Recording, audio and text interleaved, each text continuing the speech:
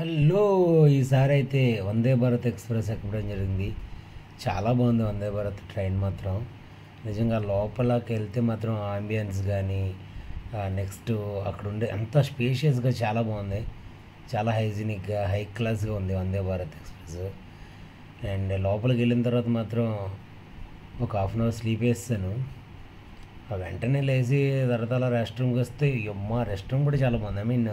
చాలా స్పేషియస్‌గా, చాలా అఫీషియల్‌గా మనకైతే ఒక వాటర్ బాటిల్ ఒకటి ప్రొవైడ్ చేయడం జరిగింది. నెక్స్ట్ ఈ ప్లాట్‌ఫామ్ అని ఒక ఇంగ్లీష్ మ్యాగజైన్ ఒకటి.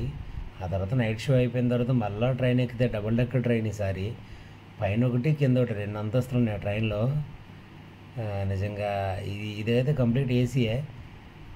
ఇది కొంచెం కంజెస్టెడ్‌గా ఉంది. కూర్చోవడానికి మాత్రం ఇప్పుడు మన ఫ్లైట్‌లో కూర్చుంటాం కదా! అంత కంజెస్టెడ్‌గా ఉంది. కానీ అదొక ఫీల్‌తో అలా వెళ్ళిపోయామనమాట. చాలా బాగా జరిగింది జర్నీ అయితే. ఈసారి మొత్తం అంతా ట్రైన్ జర్నీలో గడిచిపోయింది ఈ వినాయక చవితి. బాగుంది డబుల్ డెక్కర్ ట్రైను. వెళ్తున్నాం నెక్స్ట్ ఊరు బయలుదేరిపోయాం.